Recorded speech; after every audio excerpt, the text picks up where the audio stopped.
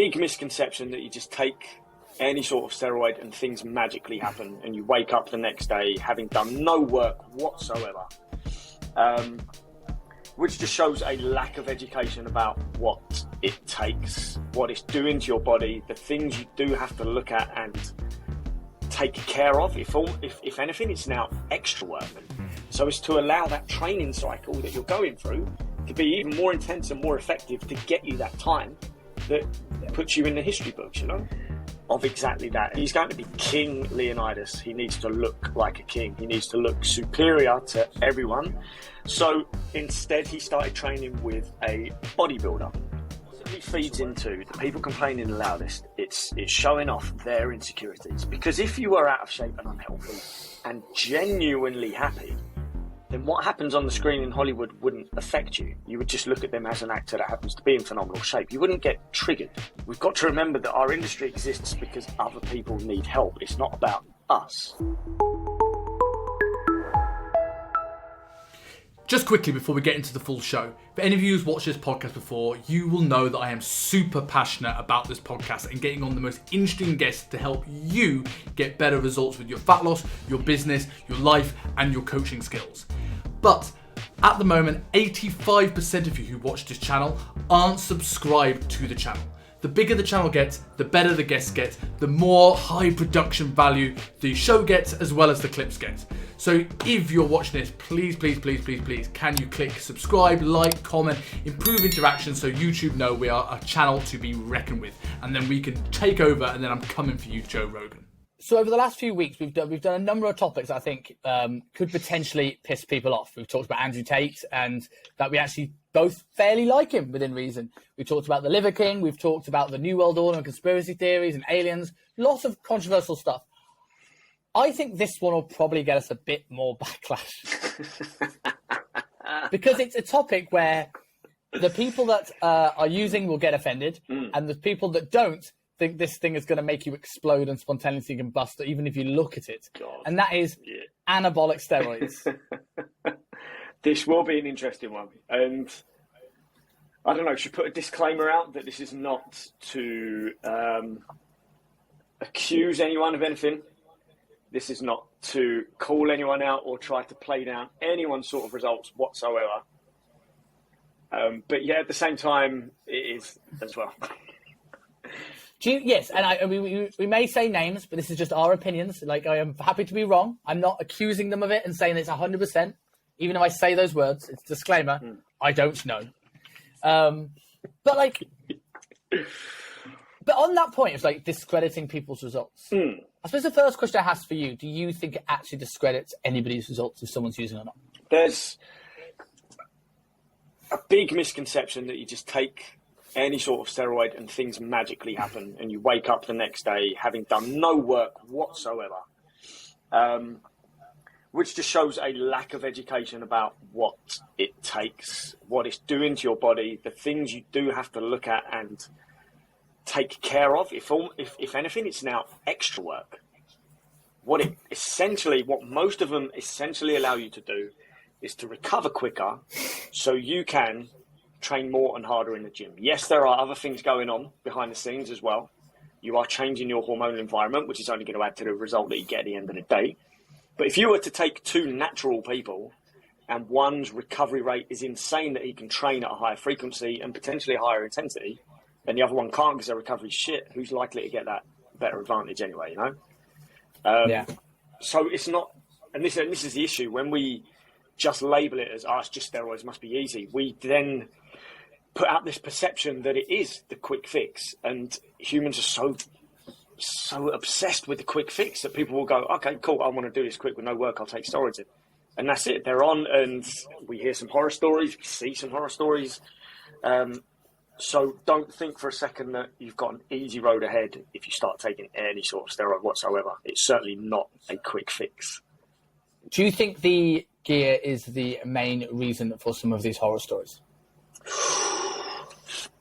Again, I'd say it's the miseducation or the lack of education, because again, we're changing your hormonal environment. Things happen when certain compounds are high and things happen when certain compounds are low. And if you don't know how to deal with that, and if you're not taking extra things to help with that, and if you're not doing a post-cycle therapy routine, and maybe if you're not just generally looking after yourself, maybe you think, right, I'm on steroids, I can eat shit. Oh man, I'm wired, I'm going to stay up all night. It's the combination of everything. And everything's dose dependent as well. Someone who's taking a smarter dose is not going to experience the same side effects and horror stories as someone who's just going, fuck it, put the whole syringe in me. And because they don't know, because they haven't looked in. And to be fair, where are the resources on this? Still kind of lacking, especially with the fitness industry. But the fitness industry loves to pretend that half of it isn't on, you know? I think when it comes to the lack of education is a better term than misinformation, I think. Yes. I think when you see the horror stories of people, I'm going to put in massive inverted commas, dying of gear. I think there's three things at play that people don't understand. Now, one of them is obviously gear is a really blanket term. It's like when someone says, I don't like meat. What, all of it? Pork, beef, fish, like any of the meats, right? It's such a blanket term. Now, if someone says to me, is gear dangerous?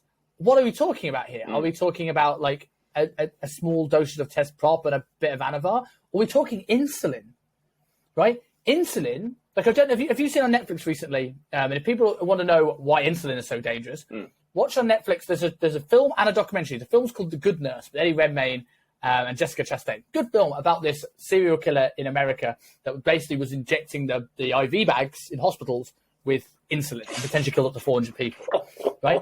Made people went hyperglycemic and like die. Insulin will destroy you. And that is used as an anabolic agent because it is an incredibly anabolic property. But that is very, very dangerous, like non-negotiably dangerous.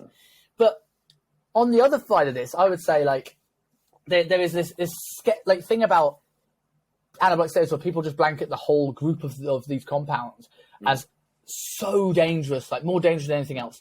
Like I remember a great interview that Ben Coomer did a while ago with Dave Crossland. And Dave, do you know Dave Crossland? I know Dave Crossland, yeah. Or I know of Dave. Yeah, one of the one of the few people early on that was like, I'm going to talk about gear use because no one's talking about gear use. Yeah. And he was like saying that, like, if I went into an office and someone said, "How was your weekend?" and I went, "Oh yeah, it was good. I had a number of drinks and did a few lines of cocaine." You might get a few upturned noses, but people probably end up just going, decent weekend, right? If you went, I've just started, good weekend, I just started to take some anabolic steroids, people will be moving their desks away from you. And I'm like, how does this? There is much potential harm done by the stuff on the first guy's weekends than taking a low dose testosterone. 100%. And there's still, certainly in this education, I don't want to call any companies out, but there are some very good blood test companies that will help you get onto testosterone replacement therapy, and there are some shocking ones that just seem to want to just supply you. So again, the information should be out there for people to make a better, more informed choice and to understand if they even need it. Like I've had conversations, I had always said that when I turn 40, which is next week, that I would get my bloods done, and if things are low, then I might consider it. I probably would look at it. But at the same time... What you should do, sorry to cut you off, but what you should do is you should get your blood tests before, so like get them now, right? And then do a Rich Piano-style video. You know, like on you've seen these New Year's Eve... these New Year's Eve videos, right? So these New Year's Eve videos, he goes... It was something like, hey, so on New Year, everyone's enjoying, getting drunk, seeing their friends, partying, and I just sit there counting down to the first jab of the year. And you should you're sitting there with your needle on the last day of being 39. Wow. Oh my God. So yeah, I don't know a few people who have a very similar mindset to me. But again, you think at the age of 40, really, that shouldn't be the case for a large percentage of people to be considering this now. At 40? Come on, man. Like my 61-year-old client, Andy, who you know, who listens to this show. Yeah. Shout out to Andy. That's our first shout out this week. I'm just to stop you there. Of all the shout outs we've done, the amount of, by the way, for him and you, well done. The amount of weight he has lost is unbelievable. Phenomenal. Unbelievable. This guy is phenomenal effort. And he puts every excuse to shame. And what was amazing is that he got his bloods done. A couple of times he's had them done. And he went with a very reputable company whose name I've suddenly forgotten. but I'll try and Medichecks? remember it by the end of the show. Not Medichecks? Not Medichecks, but Medichecks are great, but not Medichecks. And they took his levels, and they said his natural testosterone was so high as a 61-year-old, there's no point working with him. So I'm like, that makes me love that company even more, because that's ethics right there and customer care. So if a 61-year-old can get to the point naturally where a TRT company is saying, you don't need us, there's nothing we can do for you, why are 40-year-olds considering TRT? It's not TRT. We're considering gear. Of course we're considering gear. Because it's all dose dependent. If people were to really understand what an actual cycle dose is compared to an actual TRT dose, half people wouldn't want to then go on TRT. They'd be like, oh, there's probably no point then, you know? What I might do is do it the opposite way around, which is what everyone else does. I'll just turn 40, go on gear, get my bloods done 6 months down the line and go, shit, why is my testosterone so low? Because I didn't watch what I was doing, and then go back on gear because my testosterone's low. That's what most people do. The one I always say, just like that, right? I see people have used gear all their life, right? And let's say they're 40 and they've still been using gear, right? And they come off gear. And I apologize, I'm not necessarily calling anyone out, because there's a few people that might listen to this that thinks I'm talking about them, and I am, but like, you know who you are. Oh, that goes off gear and goes, what I'm going to do, right? I want to get to 90 kilos natural. And by natural, they mean on the TRT dosage, right? They mean using natural. By natural, they mean moderate amount of gear, is what they now mean by natural. And I'm like, oh, that's comical. But I think when you go into TRT is an interesting topic, because the misinformation surrounding steroids is actually could be doing more harm to people's health than good when people are getting older. Because there are now people that probably are the effects of low testosterone on all-cause mortality is like, go and find the research. It's tons of it. And we now have people who have lower than natural testosterone readings not getting TRT because they feel they bundle getting a jab of testosterone in with this bad rap of what steroids do, and actually making their health worse as a result. Yeah, exactly. Because there's no... Let's take Dave Crossland as an example. Let's say the conversation's probably becoming more popular because of More Plates, More Dates, whose last name we can't find on the internet that we were talking about before we came on it. There are no resources. And even some of these companies that are coming out with blood tests, etc., still the education that they're supplying up front really isn't that much. They're just saying, like, get your blood done, need to look at your health, need to worry about this. But let's talk about what the reason you're getting that blood's done and what the potential plan is afterwards, with some severe truthful education about what that involves, what the side effects are, what this could do to you, what are the pros, what are the cons. But there's not. We just, at the moment, I'd say the common knowledge of TRT amongst this country is probably just a very low dose cycle, proper steroid cycle, rather than an actual TRT dosage. Yeah. I also think as well, for the people that think that steroids are unhealthy, there are two kinds of people that go on gear. There's the people that bodybuild, let's use bodybuilding as an example, because obviously that's not the only reason why people go on gear, but let's look at it from a bodybuilding, muscle building perspective. They train hard. No one ever knows what their natural potential is, but they get to a point where it's getting harder to put on muscle. They're finding that ceiling in terms of recovery, and they've picked their poison. They go, do you know what? I'm more passionate about bodybuilding than I am about partying. I'm going to go hard on this end, and I'm going to mitigate the risk of what else I'm doing to allow me to work harder. And then we have the people that go, I don't like dieting, or I don't like what do I eat. If I take this supplement, then that'll be easier for me to do so. And those are the people that end up on like the mums on the front page of the Sun going, steroids killed my baby.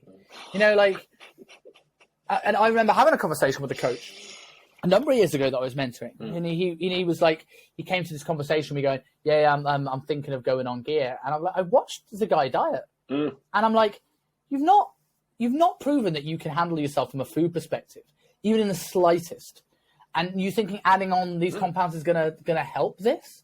Again, that's the massive red flag. It takes work. If anything, it takes extra work. So if you can't stick to a solid training program following progressive overload for at least 6 months, you've not got the mindset to then take this on top of it, because your training's too sporadic, probably training when you feel like it, or when you've got the time, or when life hasn't got in the way for you. If you haven't learned how to diet down properly, how are you going to get on the right dose the right diet to support what you're doing as well? What do you want to do? Do you want to take this testosterone and eat shit tons of food and suddenly end up with a wild excess amount of fat on, and you go, shit, what have I done? I don't look good. I don't look like Gerard Butler in 300. Or do you want to take testosterone and go into a severe calorie deficit, in which case you're also limiting how much muscle you're going to build on that cycle? Do you even know how to eat at maintenance?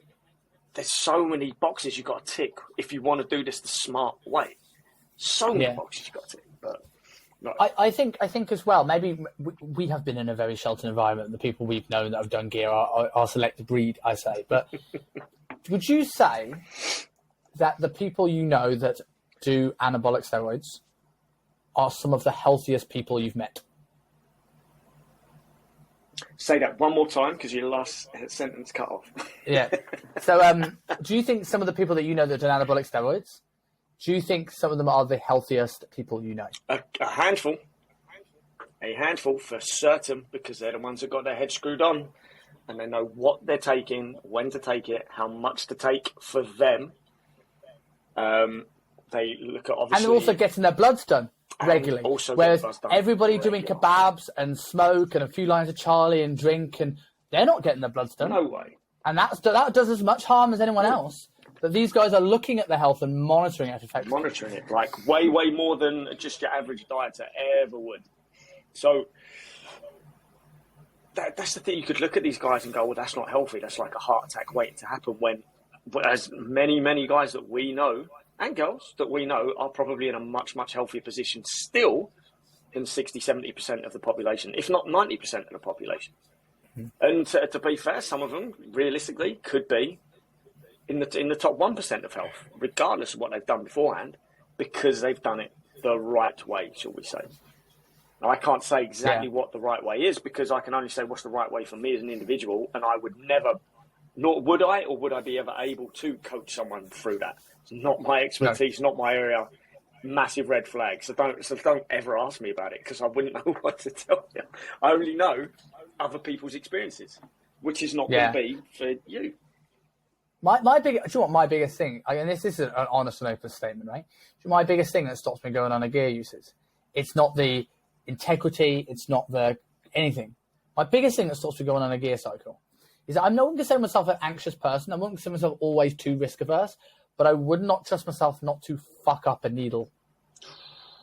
Like, do something really bad. I saw someone who, one of the clients in my gym is getting actual TRT, like this, not gear use TRT, like proper TRT. And it was done by a nurse. And if a nurse comes in, he got this big infected fucking boil on his like side of his leg. I'm like, if that's what the nurse is doing, I don't trust myself to do it in my bathroom. Imagine that. Like, if you think most injections you're going to have for your life are administered in a sterile environment of either a hospital or a GP surgery. It's not done at the bus stop or in a dirty gym changing room, or even in your own house, which will be dirtier than you realise. And you don't know what's on your skin and all sorts. So, yeah, that's a legitimate concern. Is that you don't want to get things infected. You don't want to... you want to be able to... You're like, to nick something you shouldn't nick or whatever else, right? I just don't want to do it. Yeah. So I suppose the next thing is, like, now we've covered, like, it's not that bad in terms of a dangerous thing, depending on if you know what you're doing and you manage all your other variables. I'm going to leave this open-ended, and then we can delve into some subcategories. Is it cheating?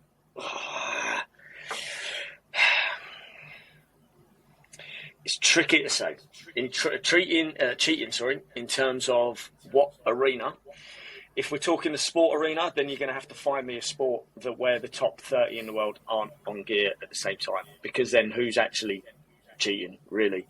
And some people might not like it, but those who are definitely clean, you would probably still be in the same table position that you are now, even if the other guys were clean. Some people are just incredible athletes, and some people then take that next step to make them a even more incredible athlete, shall we say. Is it cheating? God. No, because it still takes work. I don't judge anyone that's on it. I used to be quite anti it in sport until you really have your eyes open to how rampant it is in sport anyway. I'm in two minds about it in sport. It is cheating in sport. There's in my mind, there is no negotiator. Yeah, it's against the rules. It is cheating. And should people do it in sport? No. And people that say that the people that are, what's the word I'm looking for? For people that are living in a fairy tale world and assume that most people aren't on it in sport are delusional, because you've got to think how much these people would do anything to be in the Olympics. And if the difference between them and the person that's going is the fact that they have an extra advantage, you better believe they'll take it, because they are doing everything. Yeah. Have you ever met an Olympian? Yeah. I have. They are committed. 100%. Like no one else. Yeah. And you saying me this is the one bridge they won't turtle, with pharmacists and doctors at their disposal? Yeah, absolutely. But I think the thing I always say, like, it's gonna be the sound. I'm going to sound like all the people in favour of guns in America here, but like, yes, it is cheating. Should it be there in sport? No.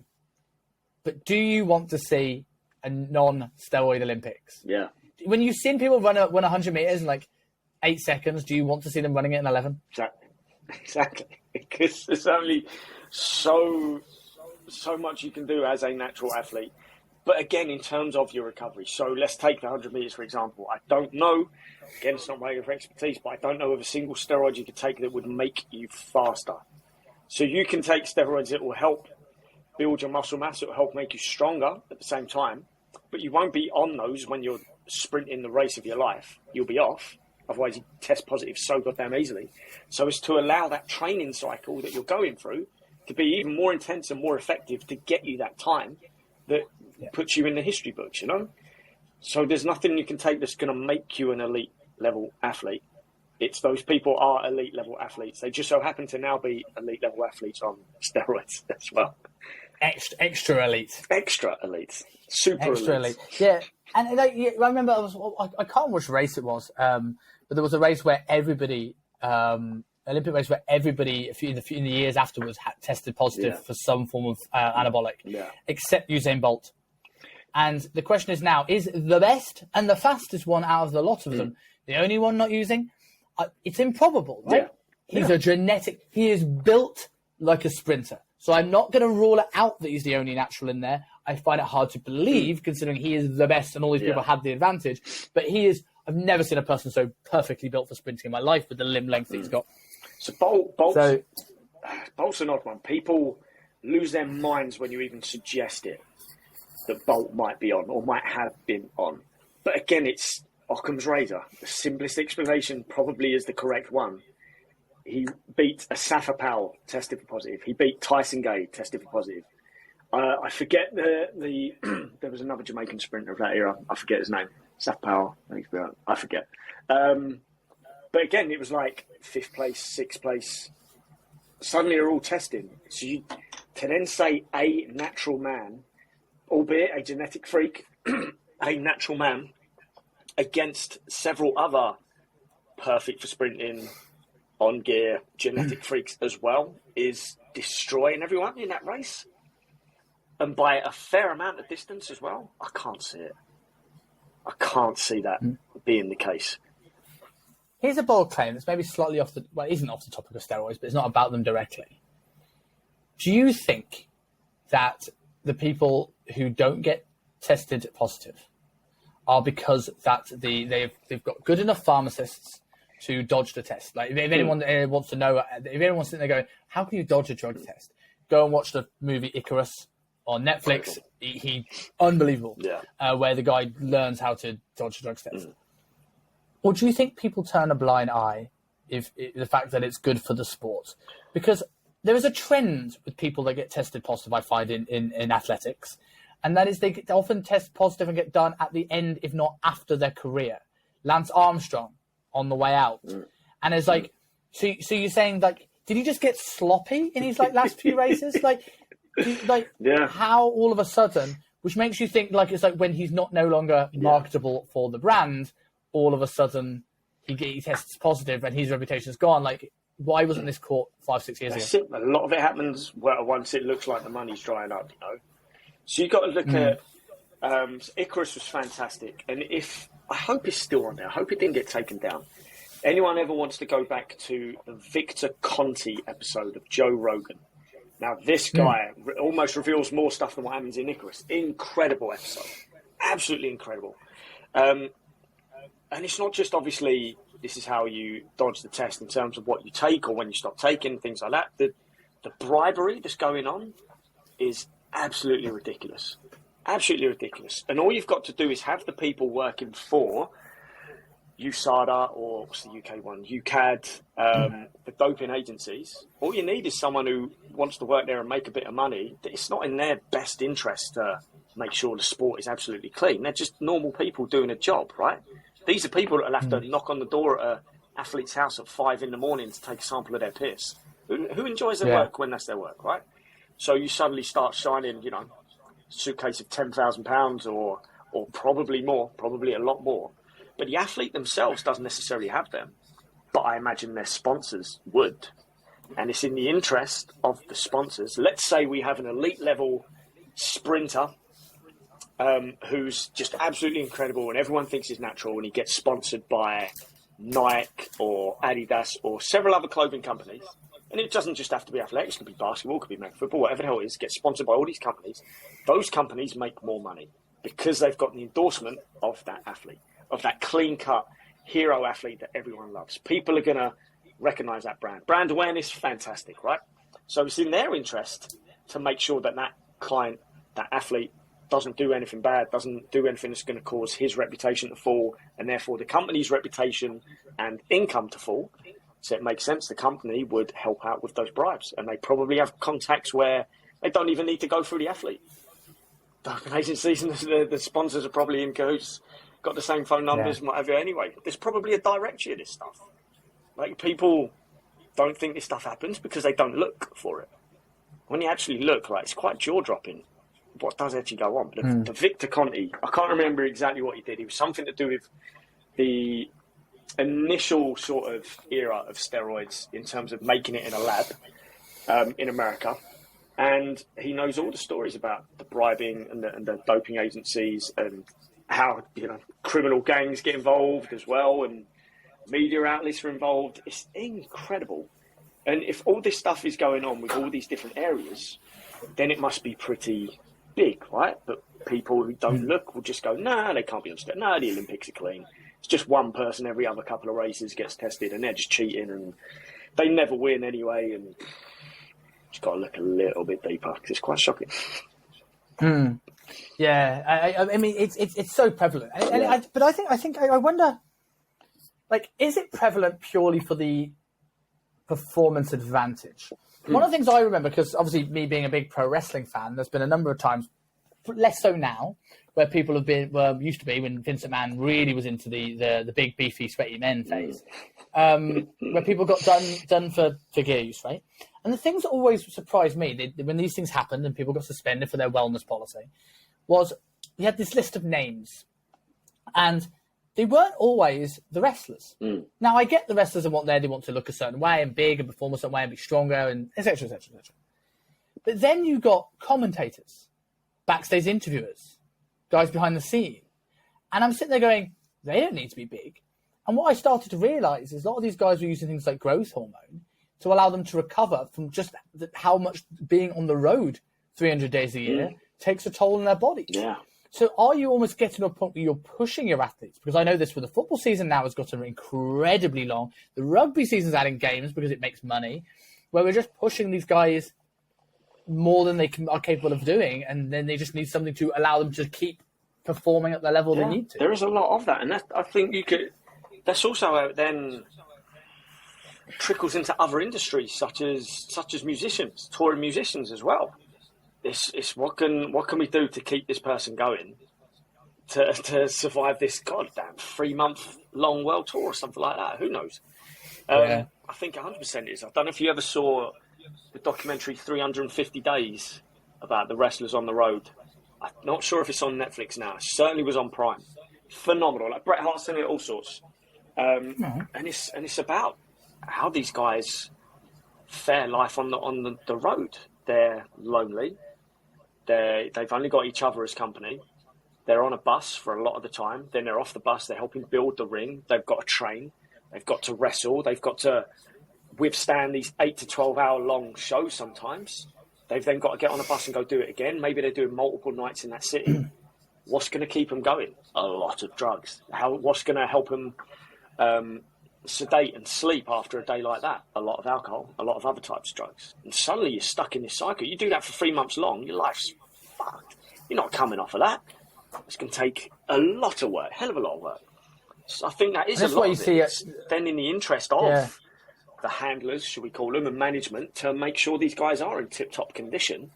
So what's going to do that easily? Well, let's give them steroids and they can fly 30 foot in the air several times a week. Because the thought of having an off-season, the thought of taking time off, the thought of rotating their personnel hasn't crossed their mind. No. You know, it's starting to now, but like it's way too late. And like it's interesting that with this in wrestling, because obviously we see a lot of wrestlers, not so much these days, but for a long period of time, die very, very young.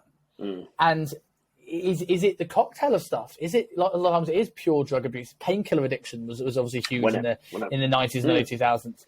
But the big one, and this is where steroids I think can be dangerous, and this is where steroids can cause heart attacks. But I don't think it's the steroids directly; it's a byproduct of the steroids. When you get bigger than you are supposed to get, your heart has to work harder than it's supposed to work, and then eventually that heart gives way.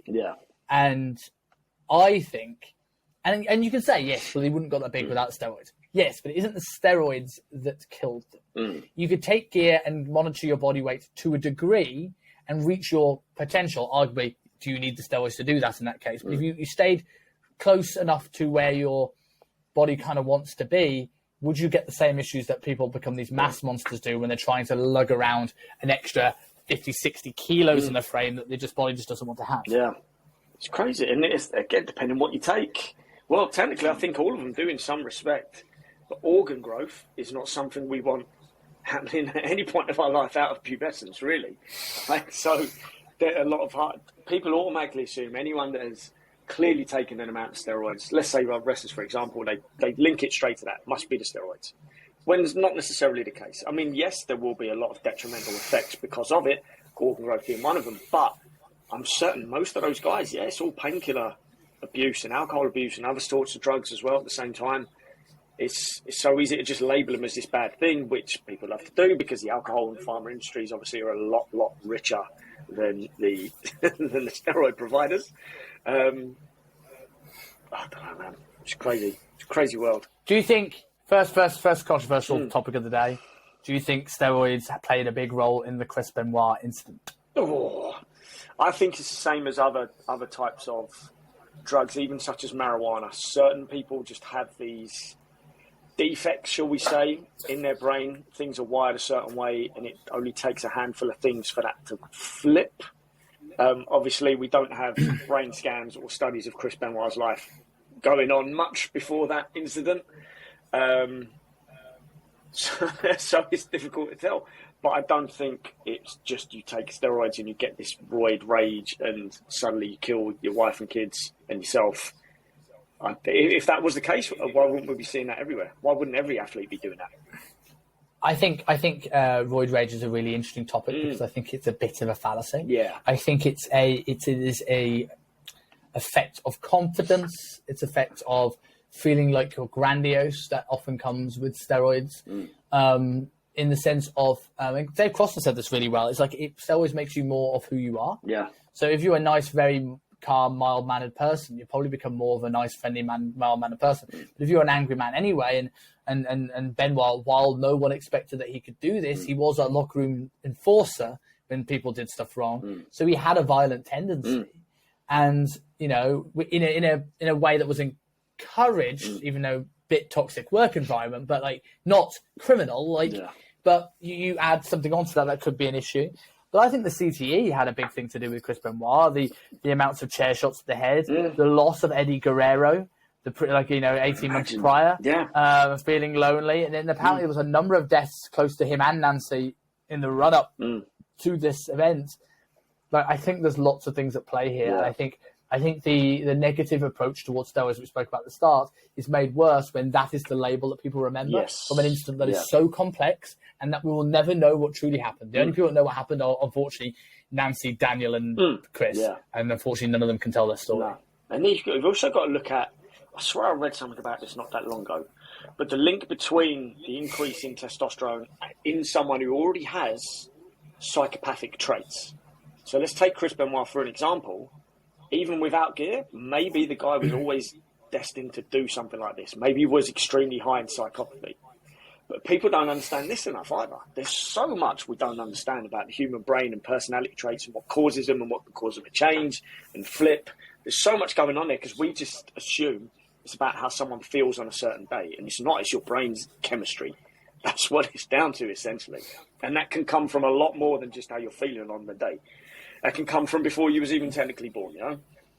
So I think all these things together, just for him especially, just added up to this insane pressure cooker going on inside that just erupted that way. Because even then, it's a weird thing, right? So you would say someone who's been intensely aggressive, that's clearly on gear, that's just the effects of the roids and that's it. But again, not everyone's going out and slaughtering their wife and kid and themselves. Like, that's quite a brutal, rare thing to happen, really. Especially how he did it. Especially, God. Which I will not go into on this show, obviously. I'll never forget. Family. Within the week that it happened, me and a friend, we were at a shop, and in the bargain bin was a couple of Chris Benoit WWF dolls. So we bought them because they were cheap. Why didn't I buy them? Collector's item. That could have been worth something. It wasn't. No, it couldn't. No, the week that it happened, you thought they would be worth something. No way will they be worth anything. I was like, in 10 years, these will be worth something. Because people buy, like Charlie Manson memorabilia. Serial killers are big on Netflix now. But no, the going rate for a Chris Benoit doll went down. Who knew? The amount of people that bought Jeffrey Dahmer outfits for Halloween. It's so disturbing. I know this is off a tangent, but that is one of the most disturbing things ever. Like, is it a scary Halloween outfit? Yes. If that was a fictional character, I would say brilliant. Yeah. But these are real people's lives. I'll get back to the topic in a second, but I think this is interesting. So in the horror movie episode, did I tell you about my client and the Zodiac Killer? Maybe. That rings a bell. Yeah, he knew the camp counselors. Yes. Yeah. That was really scary. So moving on to, you mentioned obviously like Netflix and these things like this. So I'm going to ask you again about cheating. Is it cheating in Hollywood? Because you ask a lot of people, they act like it is. So do you think there is? I don't think it's cheating in Hollywood. I think, again, it's what will people do to be the most elite level athlete? What are people going to do to be the best actor? They're going to go further than regular people will. So in terms of they've got a short time frame and they need to be in a certain condition, it can help, obviously, enhance the result. It's not a guaranteed result by any stretch. Yeah. I don't know if I'd call it cheating, but obviously the cheating is when they pretend that they're not. Like, if someone was honest, I would not. I would have zero judgment. Zero judgment. Let's take, just as an example, Christian Bale. I'm not saying he's ever been on, but that guy's changed physique through so many different movies that he's willing to quickly essentially risk his health, just in terms of the extreme weight gain and weight loss, regardless whether there was something behind the scenes or not. Just in terms of that alone, it's going to do a number on your health, especially your mental health as well. But obviously, again, that shows his commitment to being the absolute best. And also, if you're going to go to that level of that, you obviously don't care about your health in the pursuit of it. Exactly. So why would you stop at steroids? So why would you go, well, I'm not going to eat for 30 days and get to like anorexically lean? Oh, but no, none of that testosterone. That's just too much. Like, let's not forget, a lot of these guys, it's not as simple as, say, you or me. Someone rings us up and says, right, you're going to be Batman in 3 months and you need to look the part. Yes. See you later. They've got teams. They've got doctors. They've got access to private healthcare. They've got probably better access to the type of gear that they're going to be using. Pharmacists, Dr. Feelgoods, you know? So they have that behind them to help speed things up a little bit, to make sure they don't fuck themselves up too much, and to get some sort of aftercare as well, which is essentially important. I don't know, man. I can't call it cheating in Hollywood, but only when they pretend that they didn't. Then you're like, I don't call it cheating in Hollywood at all. because I also don't necessarily mind when they say they did it in Hollywood. I kind of do. I understand where you're going with this because people look up to them and want to emulate those physiques, and that is the problem you're making. But my issue, and like we'll come back to this statement in a second, the reason why I don't mind it so much is because they're not selling you anything. Yeah, it's true. Right? And like they're not selling you anything at all, Chris Hemsworth. But and I'm not saying he does. I'm not saying Thor, the God of Thunder, because of course, if I was asked to play a god of anything, I of course wouldn't feel like I need to be bigger than a human. But and it's definitely the home workouts that he's doing, right? It's the burpees and the side bands and burpees. Who knew? So effective. Fantastic! Like all those people that got jacked during the lockdowns because of these secret banned formula. But like, the thing with Hollywood, I think it's one of those things. Is like, why wouldn't you? There was no international body saying, sorry, you can't be using gear and be Batman or Superman. Like, you've got to be a superhero in 3 months. You can do it safely. The aftercare isn't as, like, some people think this aftercare is something that's going to be on for the rest of your life. And while, if you spend a long time on these substances, or if you, take the huge dosages or mess it up for whatever reason, okay, it might cause you long-term health effects. Those guys aren't going to have that. No. And so I think why wouldn't you? If you have to be, and again, not necessarily calling one out, but if you have to be Jack Reacher within 3 months, and I'm certainly not talking about Tom Cruise. Have you seen that, by the way, the Prime version with Alan Ritchson? No, I haven't. No. Mate, you should. My God, like, Tom Cruise as Jack Reacher is a stretch. Right. Fortunately, he isn't a stretch at 5'4", but it is a stretch. But then they've hired Alan Ritchson. Okay. And do you know Alan Ritchson? I've got him. I can see him. Good Lord. Right. Good Lord, right? He was. If you remember Brooklyn Nine-Nine? He was young Scully. No. Right. And he is what, if you read a Jack Reacher book, and like, my God, does he fit that part? Right. And he's a monster. And like, you got to fill that part. Like, you've got to be bigger than the average person. Yeah. Now, his genetics are sensational. Yeah. Whether you say he's on gear or not, right?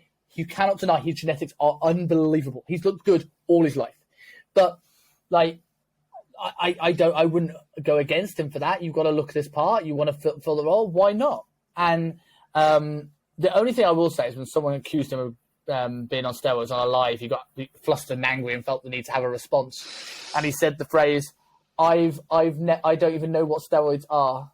I'm like, oh, God. Mate. Oh, mate. No. Yes, you do. Yes, you do. You've not got to the age you are and not know what these are, and in the gym environment and got that big. I'm sorry. You dropped your foot in it a bit. Fucked it there. Yeah. God. Like, if you want to be that or Batman, I don't necessarily see a problem in it. I see what you're saying, but again, it's just you've got to suspend your disbelief in a way. You've got to be. You don't want to see a Superman movie where he's 74 kilos soaking wet. You want to see a Henry Cavill. Now, I'm not saying Henry Cavill, because I generally think, and I know I'm biased because I want him as the next James Bond, I think if anyone comes out and says they're natural and they look like they're not, he is the first person I would believe, because the frame on that man is, I have not seen genetics like it even in the bodybuilding game. He is so wide, it's ridiculous. I wholeheartedly believe, especially through the trainers that have trained him as well, I wholeheartedly believe that Cavill is natural. And who's his trainers? So when he was doing Immortals and Man of Steel, it was Mark Twight of Jim Jones, now non-profit, and Michael Blevin of non-profit fame as well, who mainly trained him. I don't believe they work for him anymore. I could be wrong. I don't think they take on those projects anymore. I think they've completely abandoned all the Hollywood stuff. And I know their methods, and I know their integrity and their ethics, and they refuse to work with people like that. They did 300 actors, and there's only one of those actors that they didn't train who looks like he's on gear in that movie. Back to Cavill, because I could talk about Cavill all day. We'll do it. That's a really good point, in the sense of you can look at 300, right? And everyone talks about how great they look, and that is the movie where everyone looks incredible, right?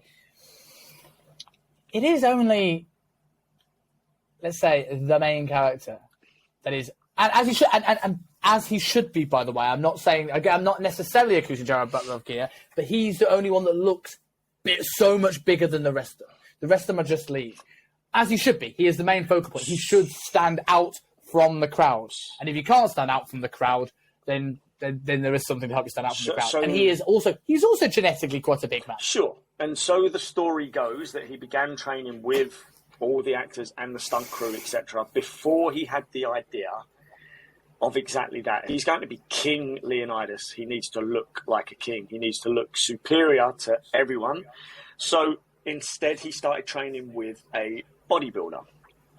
So whereas the guys who were training with Jim Jones at the time, the focus was on making them look not just lean and incredible, but look like warriors. They trained them like they train their athletes. To not just make them look like a six-pack, but to make them look like they're capable of... They're the Spartans, man. Come on. So... Yes. The Spartans wouldn't have been big men. No. And... Not in the slightest. We'll talk about Michael Fassbender in a second. The story goes that Gerard Butler then started training with a bodybuilder instead, for a muscle massive frame, to have a bigger frame to look, better than everyone else, where he may or may not have, shared a couple of needles. And later down the line, much, much, much later down the line, Gerard Butler was arrested for possession of several steroids. So no one can say it's the wildest claim in the world to say that Gerard Butler was on steroids. I did not know that. But if you remember 300, Michael Fassbender is in there, one of his earliest roles. Now, when that film came out, there were so many misconceptions about the training, probably more than any other movie or training program ever. Everyone assumed they did this 300 workout every single day for 8 weeks straight. And it turns out they did it once as a test, and that was it. And lots of people say it's just filters and CGI. It's not. And a lot of people say that they were all on gear as well. Now, Michael Fassbender in that film, not looking once we look at it now, you look at it and go, it's not actually that lean compared to standards we've seen and pushed people to. As far as I could tell from my research, in that film, Michael Fassbender, who's over 6 foot, I believe, was 76 kilos. That's less than I currently weigh at 5'9". You're telling me he was on gear and was at 76 kilos? Come on, man. Possible, but possible, but very, very unlikely. Very unlikely. But what a phenomenal film! And even if they were all on gear, which they weren't, I don't care. It's a phenomenal film. Yes, I mean, it goes back to things like, again, it's the Spartans would have been big people, and I think they that is the way on whole they should have looked. And I agree that Leonidas should have looked a little bit bigger than the rest. I agree. What do you think are the telltales? Actually, before that, I will put a few caveats into things. Let's talk about the tricks that Hollywood does that has nothing to do with steroids, which is the reason why you listening to this, if you are wanting a certain physique, why you should take it with a fairly big pinch of Himalayan sea salt. If you add that Himalayan sea salt with your lime juice first thing in the morning, you'll be jacked. And your apple cider vinegar. Although that one has some validity. But let's talk about that. Let's talk about the fact that most of the shirtless scenes in movies and TV shows are filmed on one day, so people can get in shape for that day and then stop looking like that to the same degree. This is why 300 was also quite incredible, because most of the scenes were shirtless. Yeah. Well, they didn't have shirts, so they all were shirtless. But so there's that. There was a level of dehydration that comes into this, right? And I love Henry Cavill. I'm going to come back on Henry Cavill because I know you've got more to say about the guy. But when he said he dehydrated for a week, fuck off. No, you didn't. No, you didn't. I believe you did what you said you did, but you did not do it for as long as you said you did. No right? way. No way. Let me tell you a story about my first ever photo shoot. Fitness photo shoot. I was training for the Men's Health Co-Model competition. I was working with a pal of ours as an online coach, Ollie Foster, and he got me in great shape, but I was a tiny human being. And I ended up looking more like a Calvin Klein model and heroine than a fitness model. But that's not because of Ollie's program, and that's not necessarily. That's one because I just didn't have that much muscle mass at the time at all. And because you diet down, you only show what you actually have in the first place, which is less than everyone who thinks they're going to look jacked at the first diet. You're not. You're going to get a surprise. But I also, well, I'm going to do a peak week. And I think towards the end, I stopped working with Ollie. I was like, right, I'm going to do this. And I went on, remember Dan Reardon and Mark Gilbert? They were big in the industry for a little while, and they opened up this sort of blog for fitness professionals. I can't remember the name of it. Dan Reardon that really rings a bell. Before Dan Reardon became the muscle and fitness guy. Yeah. So I was reading that blog, and Mark Gilbert, who's worked with a few assisted guys, put a peak week protocol up, which was very much for assisted guys. And I remember that was like 2 days of like water depletion. Now, what you've got to remember is that you can take certain compounds that help you continue to fill out whilst you massively dehydrate. And at the time, I didn't know the benefits of water when trying to fill out. So literally, I was like wolfing down sort of grapes to try and get some level of water in my system because I took it super seriously and way too far. I was trying to get my carbs in, but couldn't because I just couldn't chew down my food because I had 2 days of zero water. And I came in so stringy that I came off and I went for a drink with a mate. I had half a pint of cider and I was one of the drunkest I've ever been in my life. My God. But so he didn't do it for a week. No. but they will dehydrate you. You will get a pump prior to coming on stage. You will get fake tan. You will get baby oiled up most likely. And there's all this stuff to make you look a little bit better than you are. And I'm not judging it because this is what I do when I have a photo shoot. Yeah. But like it's when someone looks at a photo and oh, I want to look like that and think that's what they look like year round. Yeah. It's all part of the process, all part of the Hollywood magic, which also includes a little bit of Hollywood magic. Henry Cavill, we can talk about him again. He's famous for saying in Man of Steel, he refused. I think it was a film studio or whoever that wanted him or offered him to take steroids. And he refused point blank, and his trainer, Mark Twight, refused point blank as well. And he was also famous for saying that he did not want Warner Brothers to add any sort of CGI muscle mass at all. But just on his mustache. But just did this weird mustache thing in Justice League, which was terrible. Unless you saw the Snyder Cut, which is phenomenal. It's incredible. So that happens as well. There is a little bit of CGI sometimes. I'm not saying every physique you ever see in a movie is all CGI, but there will be some out there for sure. But again, it comes down to camera angles, comes down to that pre-pump routine, comes down to the work they put in leading up to that point. It's not as simple as they look like that all year round, because not many of them will. Zac Efron. Baywatch. God. Well, let's not talk about the Von Erichs yet. Let's talk Baywatch. Yeah. Because that is the one that most people want to look like. Yes, there is what do you think? A large contingency of smaller guys that seem to want to look like Zac Efron because, in a way, part of it's realistic. That's what goes onto the frame of a 5'8", because he's small. 5'8" guy who's probably around about 75 kilos again, but in Baywatch, he doesn't look 75 kilos anymore. He looks a little bit more up in, I don't know. I don't want to say weight because I don't know. I'm not even going to try and guess, but I would not say 75 kilos. Yeah.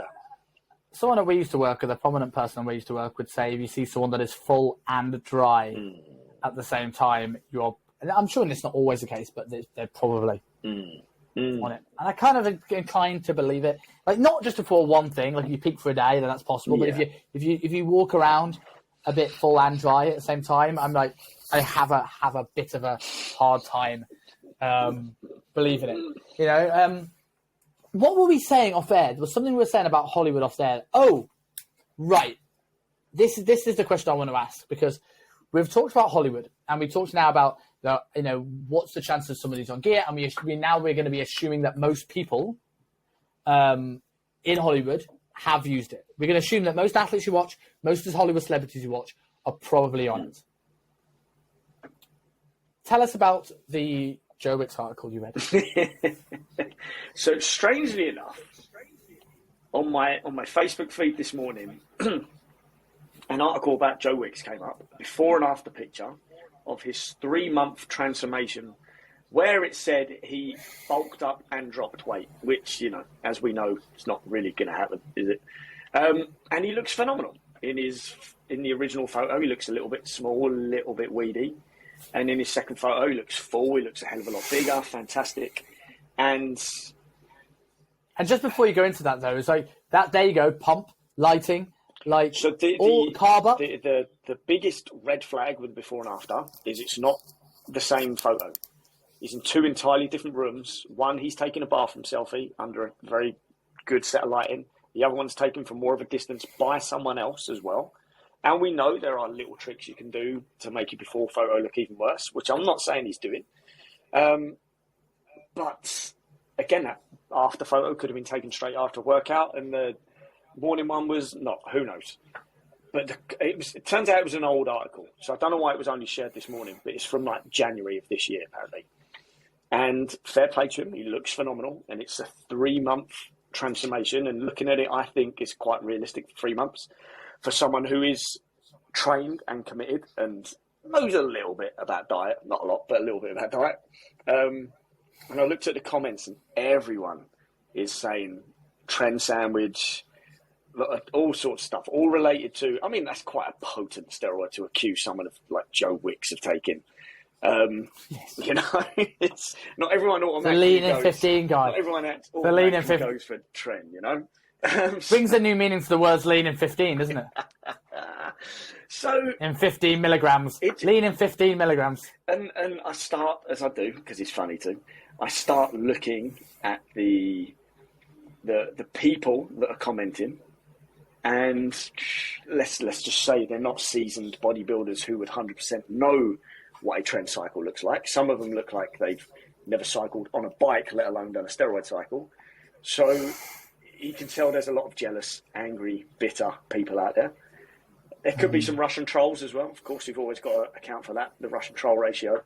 But the general consensus amongst that particular comment group was that Joe Wicks has taken steroids for 3 months to look semi-decent for Joe Wicks. I think, I think the thing that's, what you'll see, people like, now that people there's more information out there, which is good. There's more information out there looking at these things and making people aware that the photos you see on people's Instagrams, the things you see in Hollywood aren't all they're cracked up to be. But now people have taken that too far. They make the assumption that everybody that gets stuff in shape must be on gear. Yeah. And I remember seeing this. It happens all the time when we worked at UP, right? The amount of people that would comment that the results were all gear. And I sat there and I'm like, I have seen hundreds and hundreds and hundreds of results come through that place. And none of the trainers there knew anything about gear. Some of them did, but none of them for a fact were, there's no clients getting it. Absolutely not. You knew there was repercussions from that. And I'm like, this is just a mother of 3 you're accusing her of gear. Come off it. Come off it. And I think you're right with the jealousy thing. Like we've spoken about Red Pill. We've spoken about the beautiful every size movement. There's a big rise in people now that, well, because I can't do it, you must have had an advantage. And I think, right, you're right. You never see a bodybuilder, rarely, outright accuse people of gear. It's true. That feeds it perfectly. Mark Twight said something very similar a few years ago on his podcast, did an episode about people were claiming that Hollywood bodies were turning people off from the gym because it gives them unrealistic expectations of what they could look like. And they know they're never going to look like because of Hollywood tricks, CGI, steroids, etc. So why should they ever bother if they're not going to look like that person at the end of a natural 6 months of training? It's just such an easy excuse to just go, well, I'm never going to look like that. So because he's done steroids, he's got CGI, he's got a team behind him. So why should I bother if I'm never going to look like that? Which isn't it like such a? I know this is where you're going with this, but just in case you take a tangent, isn't that such a pathetic way to think? Isn't it? In the sense of, I can't look like Henry Cavill, right? Which I can't because he's got wider shoulders than me and he's much better at growing a beard, Tash. But and that's the bit I'm most jealous about, by the way. I've tried it. I'm trying it. It's not worked. Yeah, it's phenomenal. If you want to see the beard Tash, guys, go to YouTube, like and subscribe. My horrendous attempt maybe with CGI it on. There you Maybe go. we'll do the Hollywood still Henry Cavill. There you go. Yeah, but like, I'm never going to look like him. I'm never going to look like The Rock.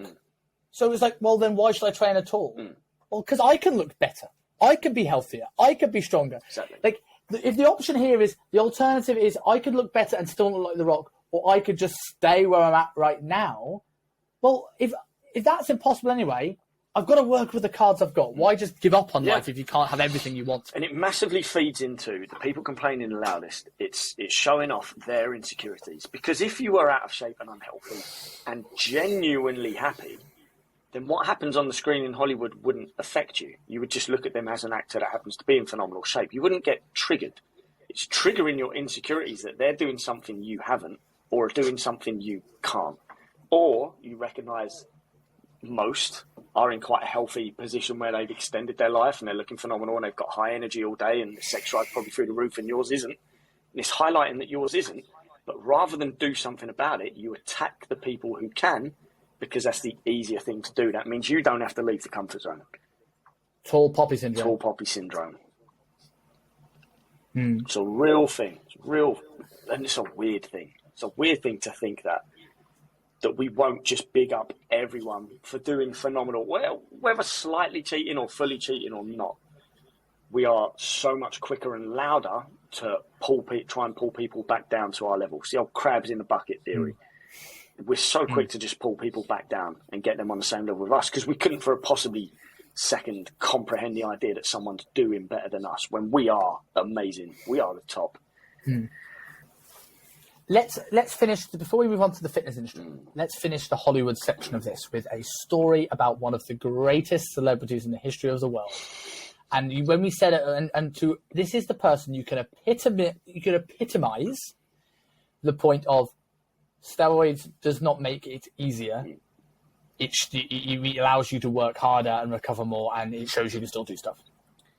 For everyone that thinks that Samoan heritage is the reason why The Rock is jacked, let me tell you a little story about 1999.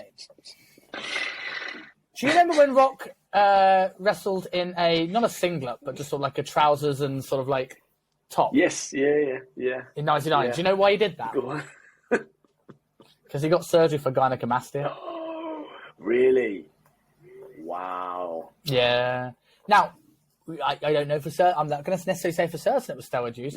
But we're looking at The Rock here. Of course. In 1990s WWE of all places, and he looks like he does now, right? Is a stretch, right? So, okay. So let's just make the assumption that Dwayne Johnson is on a bit of gear. Let's also look at the work ethic of Dwayne "The Rock" fucking Johnson, getting up at 4 a.m, training hard, doing one of the busiest Hollywood schedules in history, doing media tours, doing God knows how many films, promoting his own film, running a tequila business. And despite all that, one of the most personable, nicest motherfuckers ever, never cranky, never in a mood, and just gets on with it. It's true. I think if anyone judges someone on gear, mic drop, look at Dwayne "The Rock" Johnson, because I have a man crush on Dwayne so much, and more since he's left WWE. The guy is the epitome of professional. I was putting money on the table with people. I honestly thought he was going to run for 2024, and I thought he had a good chance of getting it. Because he's so neutral, I think he would have done. Such a neutral, and for the right wing fellas, it's amazing. It's The Rock. He's built like a god, you know. For the for the crazy liberals, he's quite a liberal person himself. And for the women, who the hell wouldn't want Dwayne "The Rock" Johnson as a president? Well, you know. And he's also one of the most charismatic men in history. He's so good at always staying strong, getting his point across. But have you ever seen an interview where someone's left angry? Everyone likes him. Everyone, which means he could diffuse anything. Exactly. It would make America the superpower again, because what politician's going to fuck with The Rock? Come on, man. I saw an interview the other week. I don't know why it came up on YouTube, like an old Jonathan Ross show interview with The Rock when he first came into Hollywood. And it's really interesting because he spoke a lot about depression coming into Hollywood when he was told that he had to get smaller, he couldn't be that big.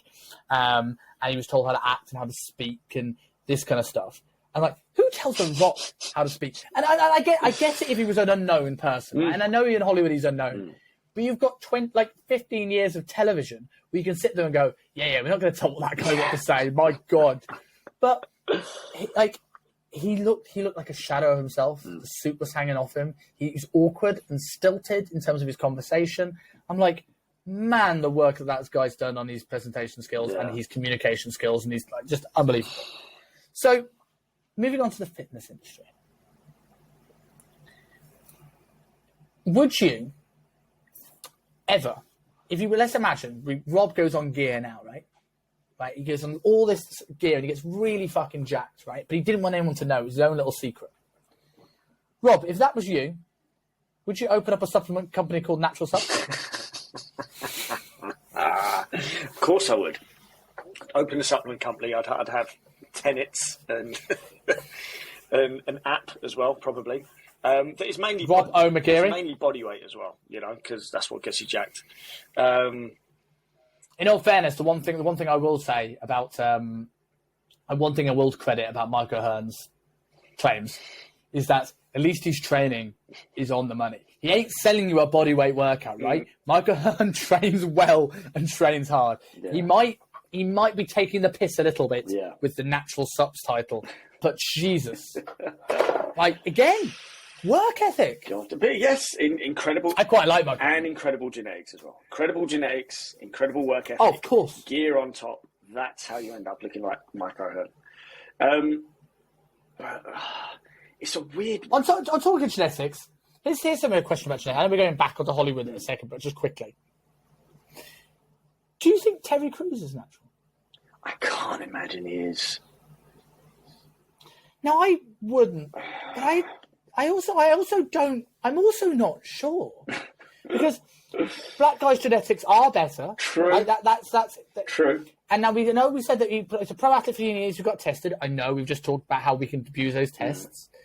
He's never. This is going to be the stupid thing to say Terry Crews is lean. Terry Crews is very lean, but he's never dry. True. Like Terry Crews looks really lean, looks leaner than he is because he's so big.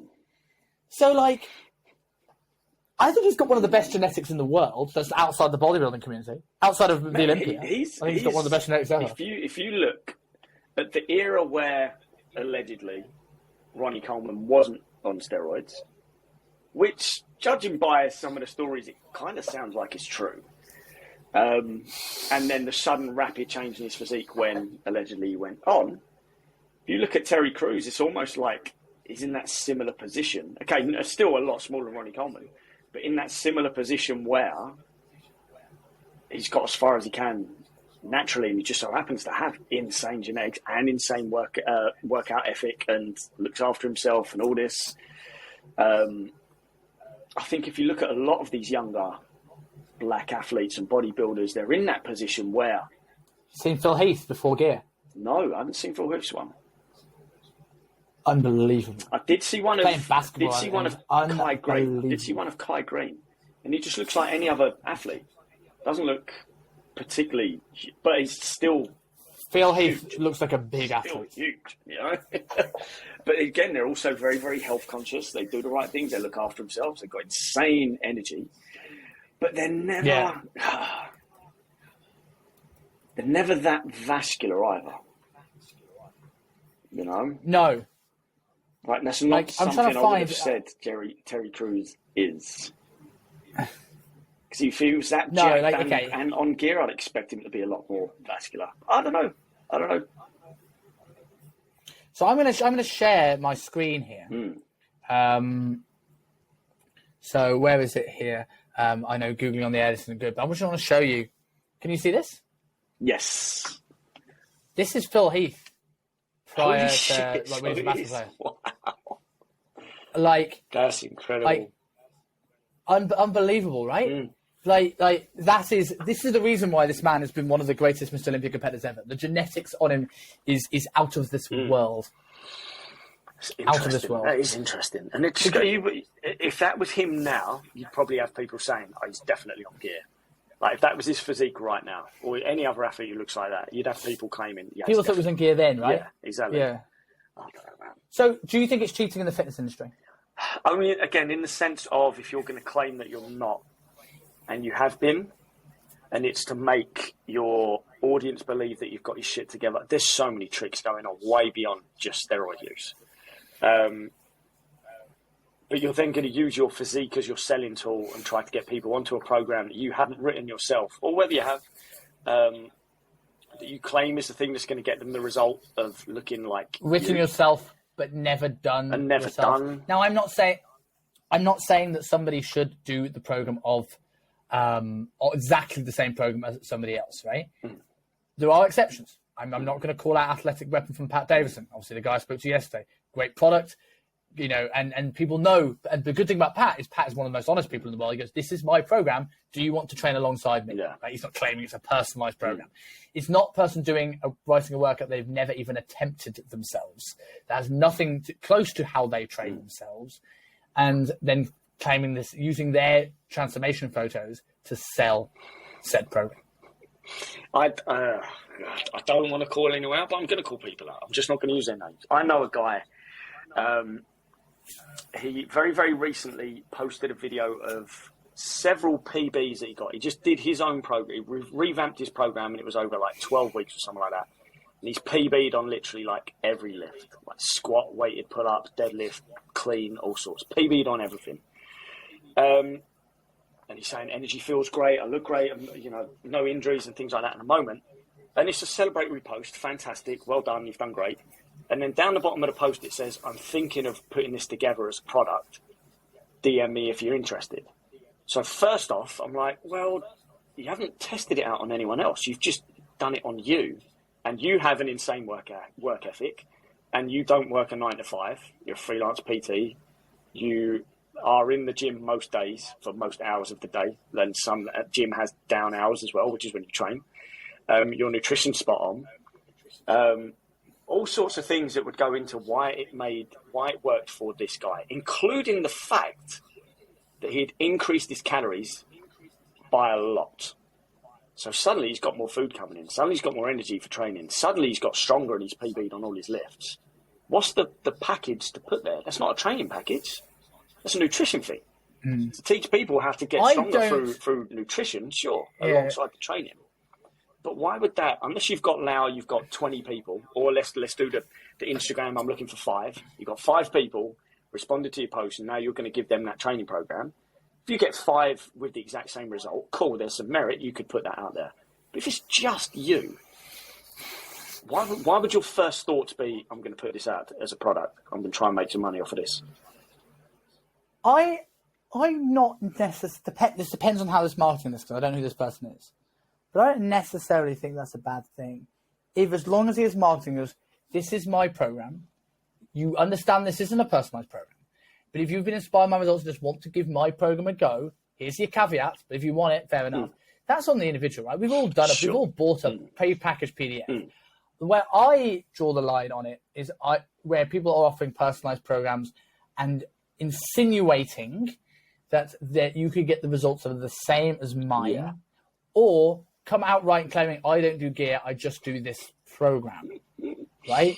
And like, again, I don't want to necessarily call anyone out. You know, it could be implants. We spoke about Liver King a few weeks ago, right? Do you think it's liver and sunlight that's made Liver King look like that? And we laugh, right? But we laugh from a position of understanding. Yes. Yeah. But someone doesn't have. In the same way that if someone sell me a Bitcoin line, I might, you know, if you know who Leia Heliburn is? Yeah. Phenomenal. Yeah, really smart. I think I sent you some videos for her the other day about some of the stuff she said. Really smart woman, right? But she could sell me any kind of line she wants because she's gorgeous. And I might buy into it, but I don't know anything about Bitcoin, so it could be stupid. And I don't think she is, right? But it's the same thing here. It's like if someone that's experienced in finance might fall for that line. We have an amazing ability of hindsight and understanding. Some people might not, and that's where it's dangerous for me when you insinuate they could look like me. I don't think Liver King actually does that. Liver King says you might get my results, but you might get worse, but you're going to get better, which it slightly makes it better for me. But there are a lot of people that are using their physiques to sell programs and fooling people. But that's the thing. A lot of people I use that physique to sell programs because they haven't got their own results to speak of. There is that as well, you know. So cool, what you can do for yourself, fantastic, but you can't do it for other people. That's the big thing. We've spoke about it many times. Like, should there be out of shape personal trainers? But if that out of shape personal trainer is phenomenal at getting other people results, then it doesn't really matter as much. But I'd still question why they aren't valuing their health or why it isn't working for them. I'd still question that.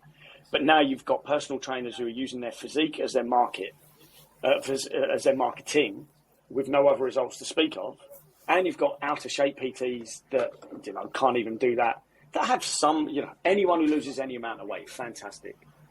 But a transformation is a transformation. Unless that's a transformation, don't use that word in your marketing. Someone's lost 5 pounds, fantastic, amazing. Not going to knock that achievement whatsoever. Transformation means a complete overhaul of your physique in a very, very rapid amount of time. That's a transformation. So everyone overuses that fucking word as well. But I completely digress there. The industry has as many tricks as Hollywood. Maybe we don't use as much CGI, but I think some people certainly use Photoshop.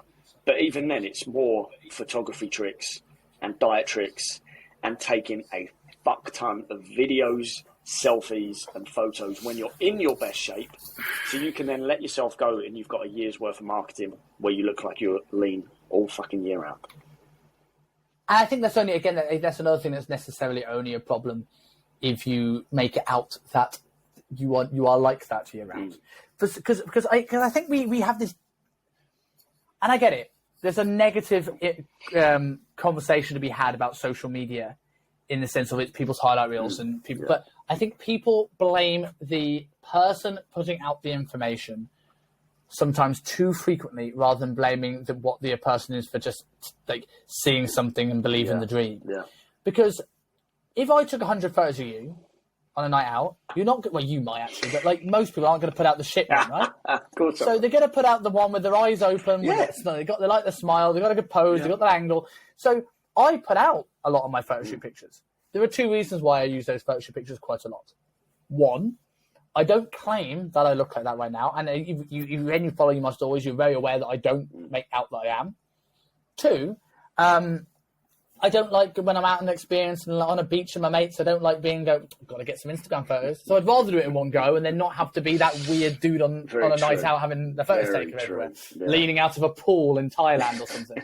But, so I think it's that, but I think the problem comes from people that automatically like claim that absolutely not really know the art, because I don't think it's necessary these days to do it. I think 10, 15 years ago, you've been absolutely dragged through the mud if you said that you were on gear, and you would have not that been a business suicide. Yeah. But I don't think it is anymore.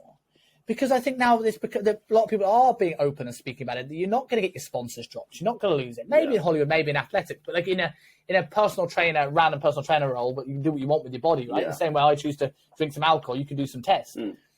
But like, I don't think it is anymore, and it's going to demonize them. Like Ben Bukowski, I'll call out Ben Bukowski because Ben Bukowski is very open with stuff, right?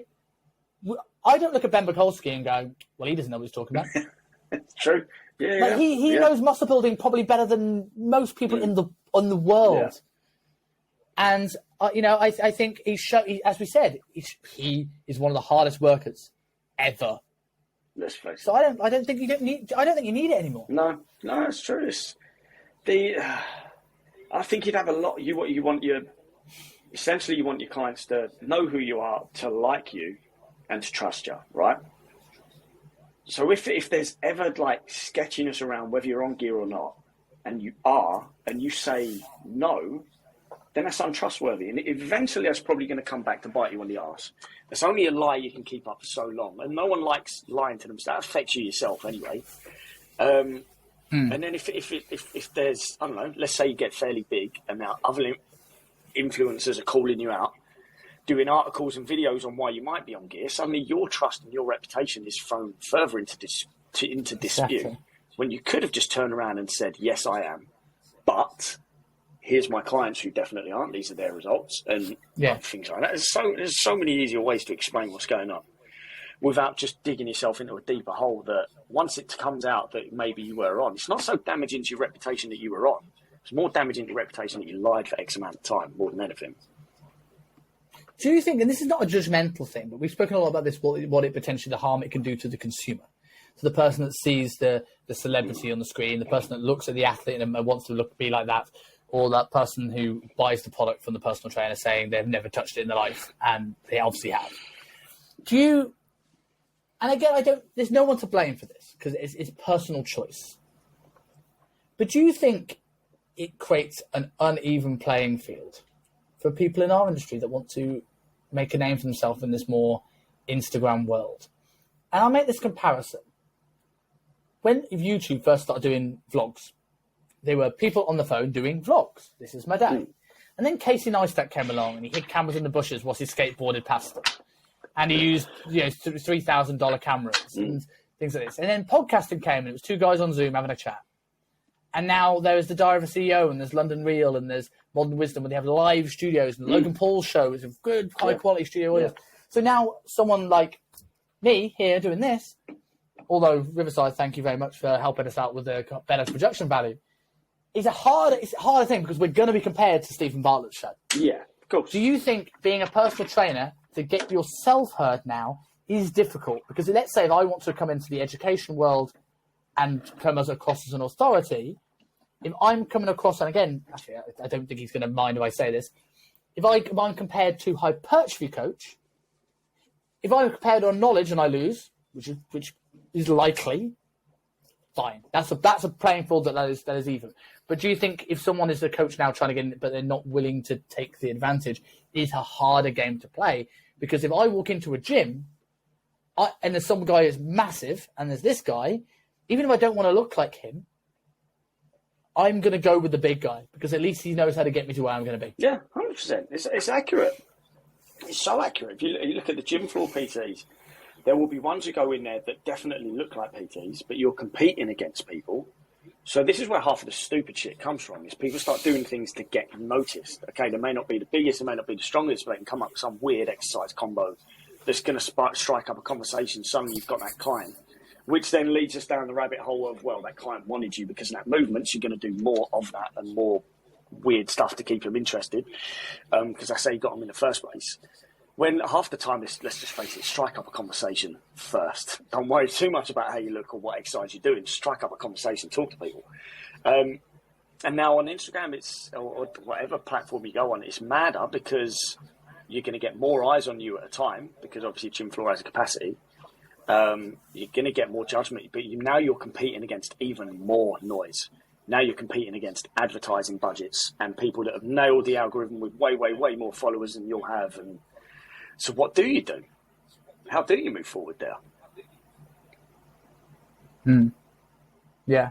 Well, yes, that's the thing. But it's a hard one because it's also there's no one to blame for this, right? Like I'm not going to sit there and go, you shouldn't use gear because you're stopping, Steve in Pure Gym Luton from having a business.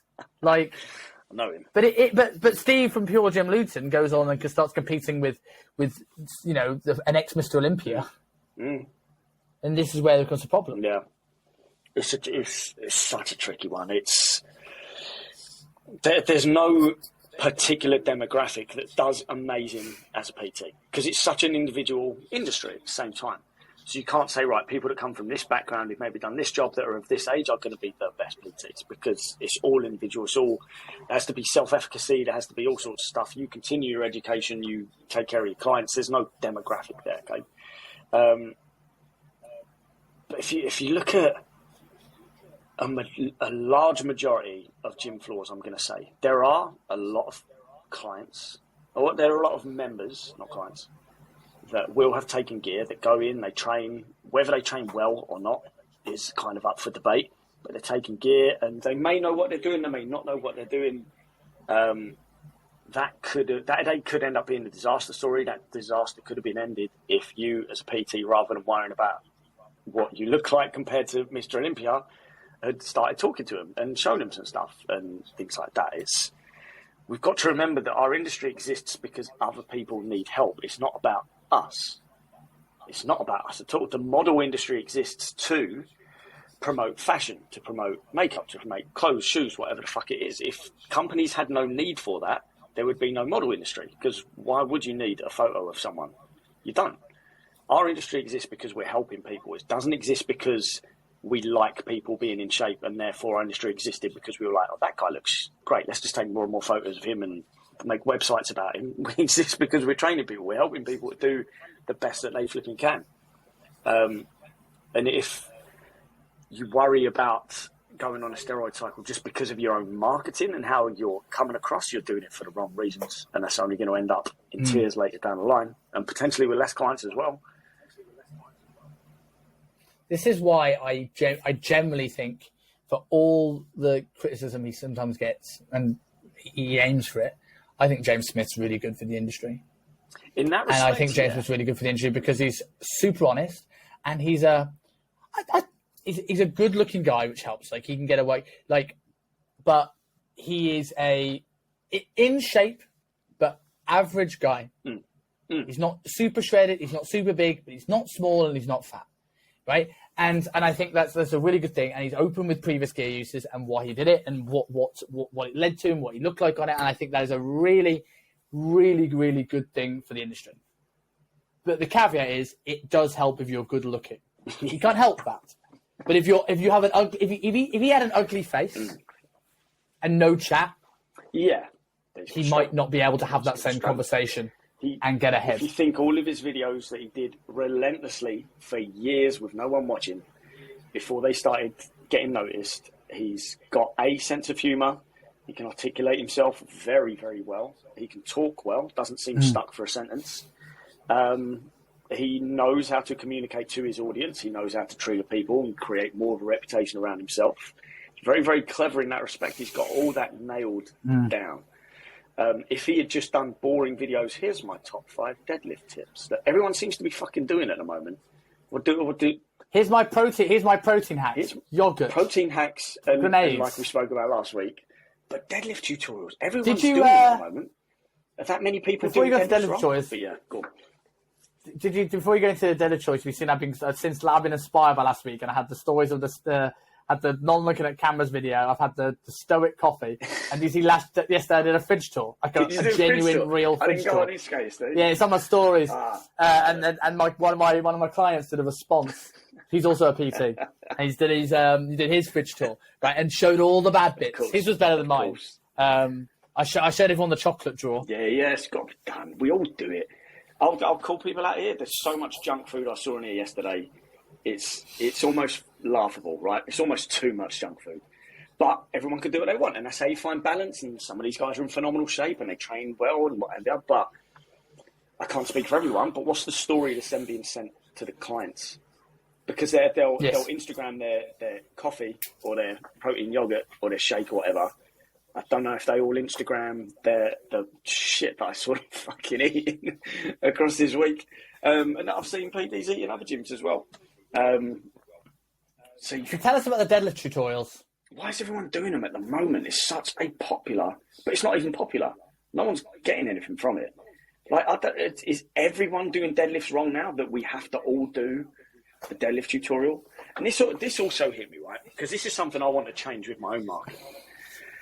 Is if I saw a really, really good deadlift tutorial that's going to help a lot of my clients, my first instinct is to click share on that button and get it in my stories.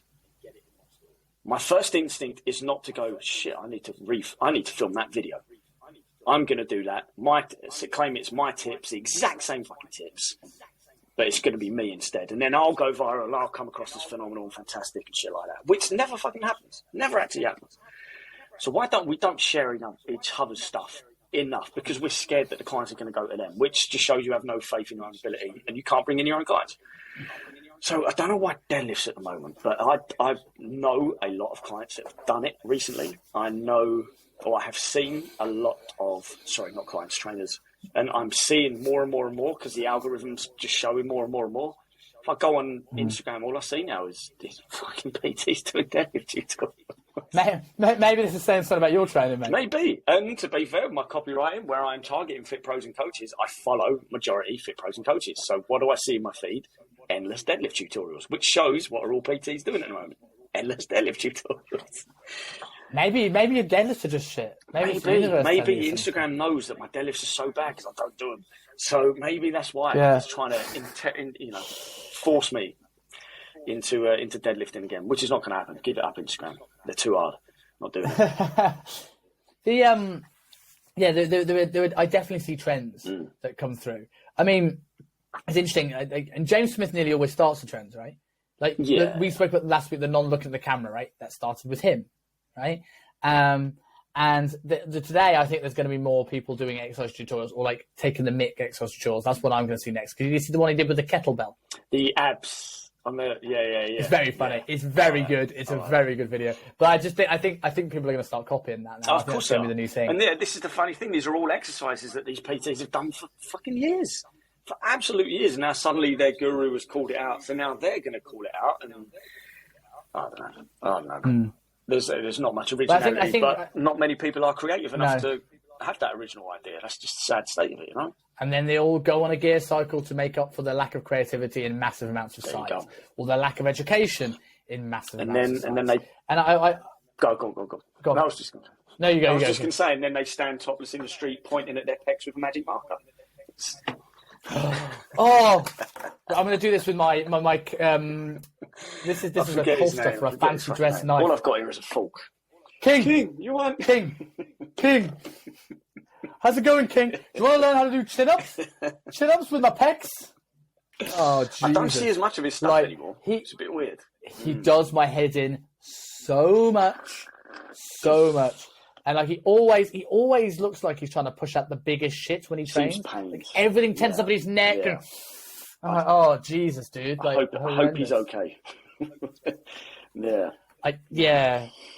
So but I'll tell you what though, it's interesting this week. There was an Asia World Expo. It's the first fitness expo since I've been here, in Hong Kong. And me and my mate are going to go, and I looked at it, and they mentioned exhibit. The only exhibitors they mentioned at this massive expo, the Expo Exhibition Centre by the airport, is huge. And he talked about Nike, Puma, and a couple of other companies. And that's it. They're all the exhibitors. But all the marketing, it's like in the small print. And all the marketing is yoga studio classes, Hydrox CrossFit competition. And while those things are cool, the thing I would say, like, Hong Kong is so different in terms of it's where the fitness industry was 10 years ago in the UK. Yeah. Whereas now there's an education space. Yeah. Now, like, here, there is no in-person education, and everyone's looking for the booty band and the Instagram photo. Yeah. And in turn, there's a lot of gear here in Hong Kong because that's how people get ahead on Instagram, right? They need to be bigger, leaner, better looking, have a better backdrop than anyone else. And I sometimes think, does that mean there's a gap in the market for someone to start education in Hong Kong? Because obviously there's lots of people that want to get in shape, lots of personal training gyms. Or is the reason why no one does it because no one actually cares about it, and most of the trainers just want to be big and do yoga in front of the pier? I don't know. Yeah. But I think we've covered a lot on gear today. I think that's a good place to call it. Essentially, moral of the story: take gear, kids. It will help everything. No, don't do that. Like Hulk Hogan used to say your prayers, take your vitamins, eat your veg. You'll be fine. Yeah, exactly. Say your prayers, take your trend, do a people's elbow, and finish and repeat. Eat, sleep, trend, repeat. So. Moral of the story, genuine moral of the story, if you're over 18, do what you want, but be responsible, know the consequences, and unless you're a professional athlete, it's probably not cheating. But don't sell shit to people saying you're not. I think that's our opinion on gear. 100%, pretty much, yeah. Just eat steak and eggs. Eat 12 eggs a day, like Vince Gironda. And lived to 90, would say 96, 92? Died 1997. So I think he was 79. I think 79. So he had a decent innings for. It's not bad. So, not bad innings for a man who eat 24 eggs a day. And I don't think. And one of us a cholesterol thing. if he had a heart attack, right, nowadays, let's say this happened now, you know, like, do you think people would claim gear or claim high cholesterol from exercise? People would 100% claim the cholesterol. They would 100% claim cholesterol, regardless of the fact that obviously he was intensely active and ate amazingly and slept well and kept his stress low and all that, you know. But they would go, no, definitely cholesterol. Yeah. So we always give you your plug here, right? So where to find you. And today we're going to plug your main channel because you have not been banned on Instagram. You are back. Man's back. Man sucks the right cock to get back. Let's just say that. We're back on, which means if you want to, you know, we seem to share the podcast ones more on my channel, which is cool, which is what we should do. So if you find me on Robb, if you want to change that, by the way, just let me know. It's all good. It's all good. Oh, we'll share on all three. I don't care. Let's share it everywhere. Yeah. You can't collaborate on more than one page, which is frustrating if you have a podcast with, like, we had a group, we had 4 people on the show. Yeah, imagine that. Yeah. Shit, man, that's a bit shit. You can just tag them, can't you?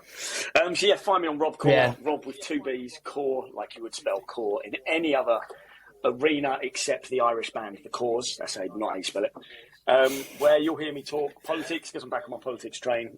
You'll hear me talk UFOs because I've never got off that goddamn train, and you'll hear more about mine and Simon's escapades, fridge tours, and squat tutorials.